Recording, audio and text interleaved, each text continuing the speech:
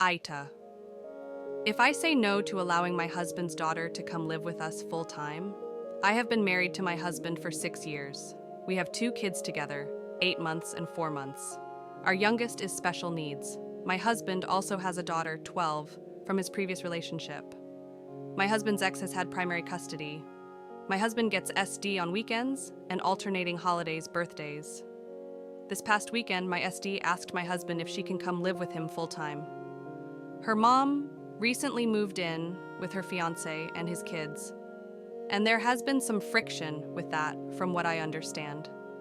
Nothing nefarious, just new house, new rules, having to share a bedroom, etc. My husband didn't give her an answer either way. He said he would look into it. When he and I were discussing it, I had the following objections. SD and our kids do not get along. It is something we have worked on for years, in and out of therapy, and it just ain't happening. SD resents mine for existing and is cruel towards my youngest for their disabilities. There have been issues with her bullying. My oldest is very protective of his little brother and hates SD for being mean to his brother. He has started physical altercations with her over it. The truth is that most of the time we have SD, I make arrangements to take the boys to visit their grandparents, or husband takes her out of the house for daddy-daughter time to avoid conflict. I cannot imagine how living together full-time would be for them. We really don't have room. We have a 4-bedroom home. Both my husband and I work from home, so we can be a caretaker for my youngest. Due to the nature of his disabilities, it is really not feasible for him and my oldest to share a room. It wouldn't be safe or fair for my oldest. My SD's room is used as my work from home office space during the week. I arrange my vacation time and whatnot around her visitation so I can stay out of her space while she is here.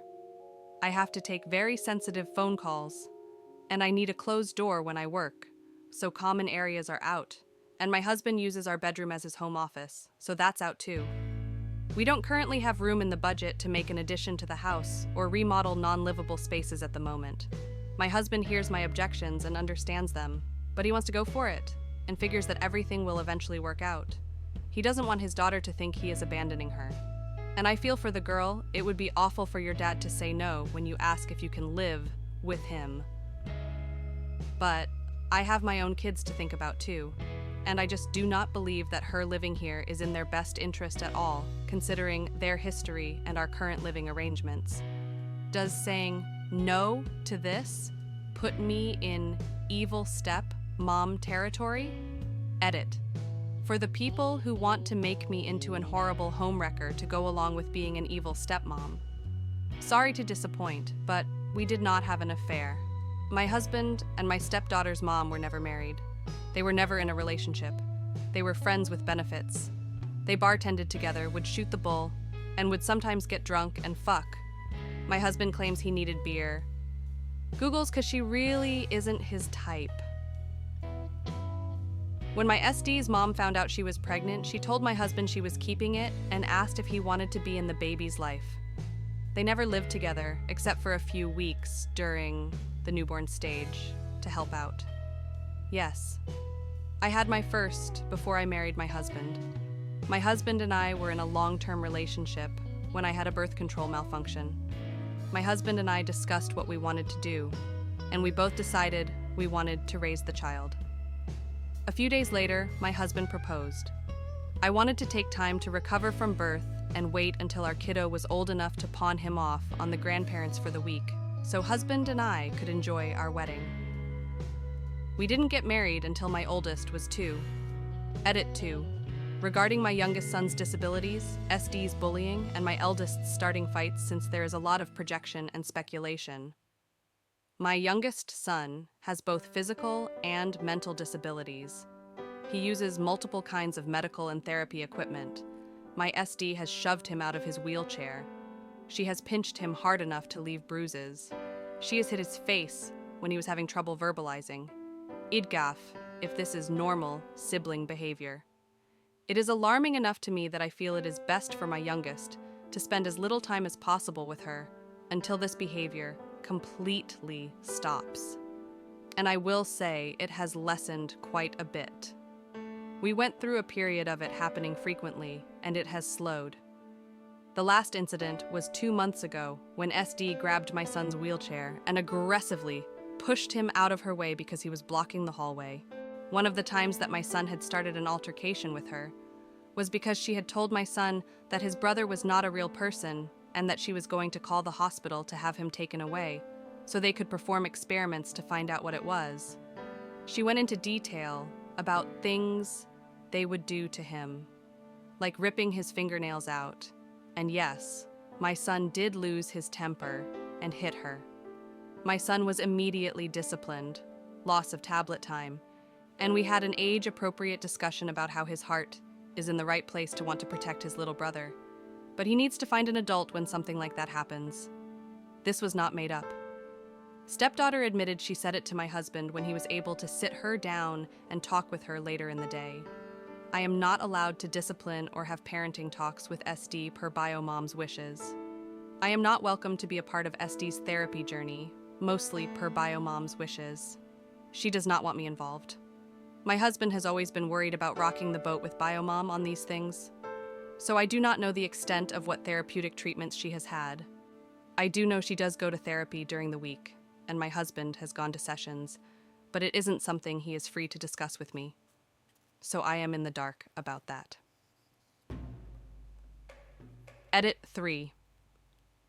There's someone in the comments who claims to be my sister-in-law. They are either a troll or are mistaken. My husband is an only child. I don't have a sister-in-law. Update 1.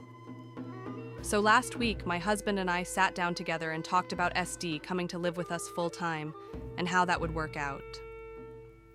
It was a difficult discussion because, as some Redditors had suggested, I really pushed hard for him to really think things through and figure out the obstacles.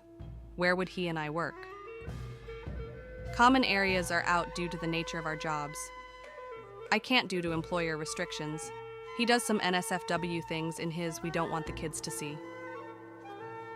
How are we going to handle the animosity and bullying between the kids? What consequences would be in place?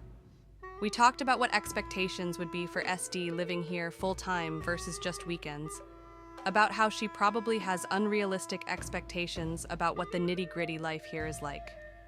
We talked through very possibility we could come up with, including out there possibilities like selling out home or separating our household and living apart for a while. We ran numbers to see how it may affect our finances.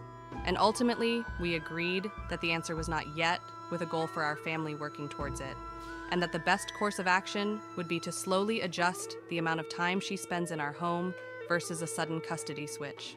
So Friday night, my husband took SD out to talk to her about everything. He explained to her that she wouldn't have her own room at our place for a couple years, but that is something that is on the top of the list for home improvements once our youngest's handicap accessibility renovations are paid off.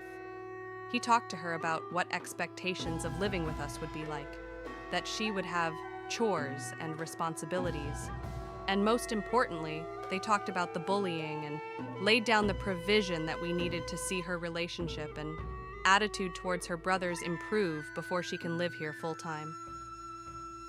SD obviously wasn't thrilled about any of this, but she said okay and that she would do better with her brothers. So Saturday, I made arrangements for my parents to watch our sons, and we invited SD's mom over so we could all sit down and figure out how SD can start to spend more time here. And that is when it fell apart. Mom is not okay with a change in custody at all. Absolutely not, was her answer.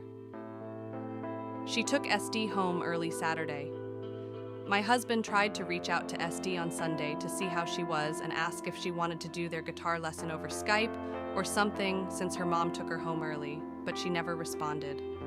He called SD's mom and she informed him that SD had lost her phone privileges. So we don't really know what is going on with all that. Update 2. My husband has a daughter that predates our relationship. We also have 2 children of our own, one of which is severely disabled. He and his daughter's bio mom never had a formal custody arrangement, but due to some recent drama and changes, it became apparent we needed to get something formal and court-ordered in place. so we consulted an attorney. While on that course, we discovered that my husband wasn't listed on the birth certificate. We had paternity testing done. My husband is not the biological father. He is absolutely devastated. He's spiraling. He's hurting so bad, and I can't do anything to take his pain away. We've hugged and cried together so many times this week. He's not okay. He's flip-flopping their realm through despair and anger.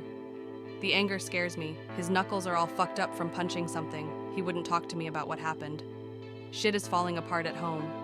My husband is in no place to be a father and partner right now. I sent our oldest to my sisters, but my youngest is having a really bad week with his medical issues.